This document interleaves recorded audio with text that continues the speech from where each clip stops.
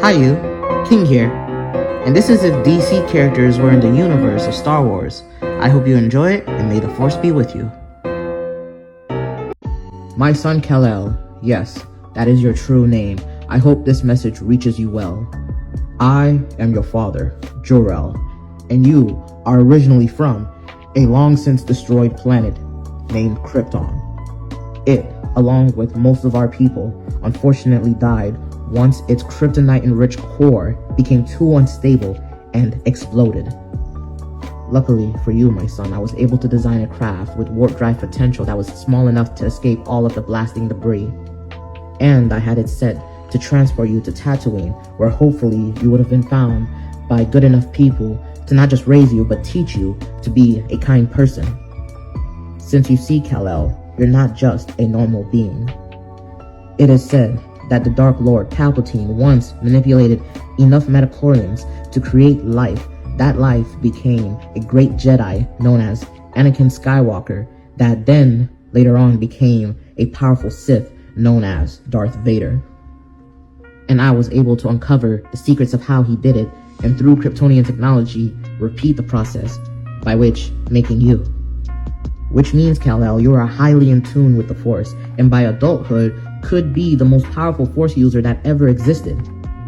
And to be able to assist you beyond the grave, I've had some calculations done on what abilities you could manifest through the Force. Abilities such as invulnerability, Force speed, being able to crush and lift things with the Force, obviously, but even potentially flight. And it is said that few Force users possess the ability to manipulate the temperature of objects and their environment. So in that regard, I believe that you would be able to freeze or melt things just through sheer will alone and by facing them. And with all of these abilities, my son, you would be considered a god amongst men. Some might even say a Superman.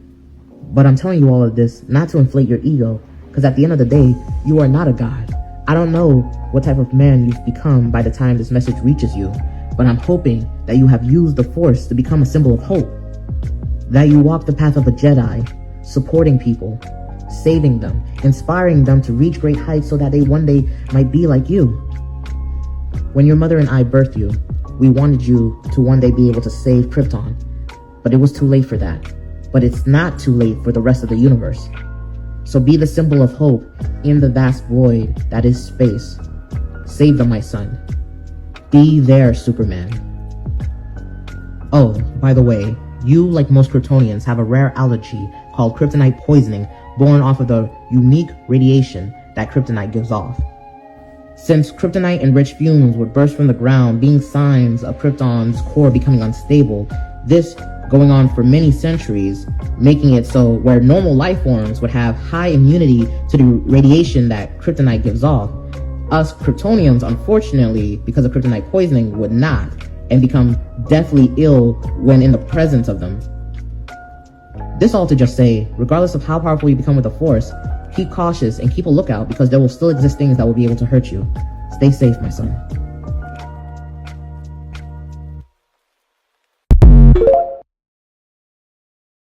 Master Bruce, how has your trip to Coruscant been faring you?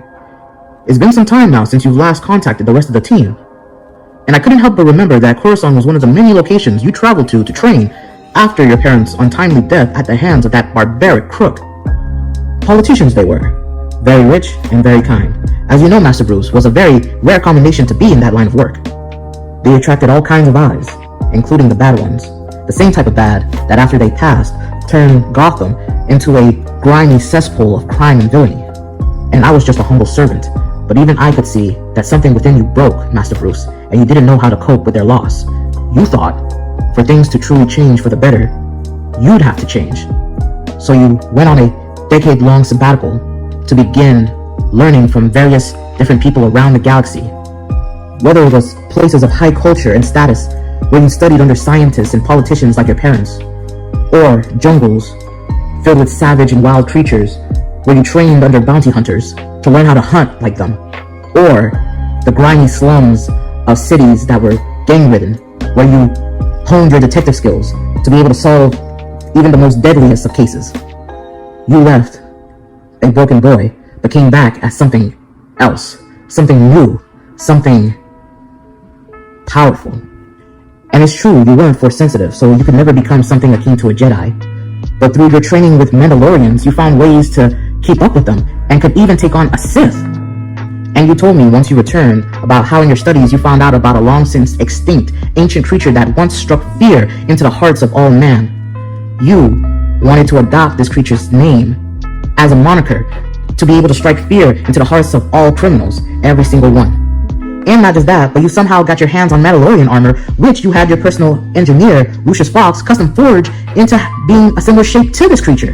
You decided to call yourself the Batman. And with all the resources from Wayne Technologies, you went on a one-man crusade across the galaxy to make it much more safe. And this inspired people to start following you, like a rebel organization against crime and tyranny. It was like a beacon of hope in the darkness. You even managed to get your hands on the Darksaber, and have used it since to take down any Sith foolish enough to cross your path. And even though, yes, Master Bruce, your memory is top-notch, you don't need me reminding you of all of this, I still feel the need to restate all of it, to simply put it like this: the universe is better with you in it, not without you. So, whatever you're doing in Coruscant that's so important, please don't throw away your life over it. I simply can't bury another Wayne. Best wishes, your servant, Alfred Pennyworth. Hey Barry, it's your apprentice Wally.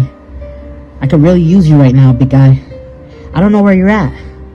All I got to go on is all the stuff you told me before you disappeared. You once told me when you were a youngling, a Sith in yellow appeared out of nowhere and slashed down both your parents with their red lightsaber. This particular Sith was known for being able to move faster than what most Jedis could even blink, let alone swing their lightsaber, so they were able to escape with doing such a horrible misdeed to you. Then, adopted by the Jedi Master Jay Garrick, who was able to sense great force potential in you, with Jay being the only other force user with the same unique force speed abilities similar to that of the Sith in yellow. So you asked him to train you in the art of force speed so that you may one day not just avenge your parents' death, but find out why the Sith in yellow targeted them in the first place. Jay commended your motivations, but warned you just the same that most Jedis end up losing their lives attempting this type of training because they just weren't good enough. But you said you didn't care because finding out the truth was more important than just self-preservation. Thus began your many years training under Jay, where you learn not just to harness the Force, but to hone your latent talents for force speed, as well as gain the ability to generate and shoot out force lightning, which is an ability rare for Jedi to even be able to do. Normally, it's a power coveted and used primarily by the Sith, so you were already leagues above your peers. Then there was only one last test remaining. You had to be struck by lightning to become truly in tune with force speed. And I know, when you had told me this, I still couldn't believe the seriousness on your face. But you somehow managed to survive and became known as the fastest Jedi alive, the Scarlet Comet, the Flash, which was Jay's nickname that you inherited to become your moniker. But then the Sith in yellow reappeared to cause chaos and trouble for everyone. He just began killing every single person in sight until you and Jay managed to take him down with everything you had.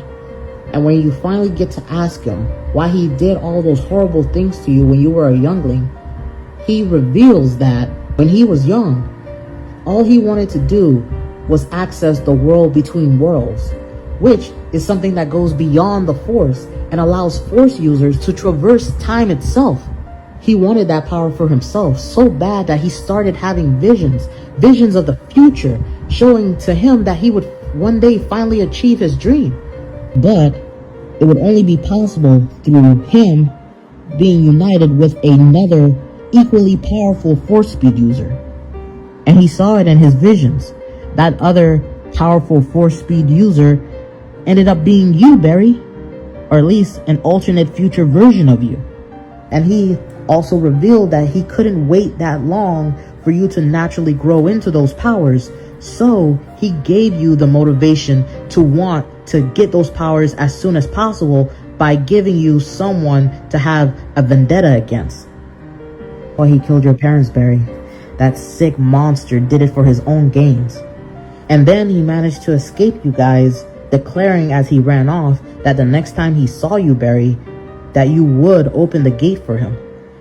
And many years would go by since then, allowing you to do many of things, like rekindle your secret relationship with my cousin Iris, while gaining a new apprentice to train in the art of force speed, me. Then a powerful lightning storm appeared, then you ran off and disappeared. Jay theorizes that you indeed went into the world between worlds with the Sith in yellow to have a final battle to decide the fate of the entire universe, which, as crazy as that sounds, if that ends up being the case, I do hope you win, Barry. I hope you win and that you come back to us, not just for me and Jay, but for Iris. She misses you dearly, and she's always been like your lightning rod. No matter how far you go, you always return to her. So run, Barry. Run back to Iris and to us. Jay says that the world between worlds is theorized to be an intersection between all events throughout all space and time. So if that's the case, even if I don't know how to send you this message, if you're there, then it's likely you've already gotten it. And if that's so, then return soon, Barry, because I truly want to see who is the fastest Jedi alive. Wally out.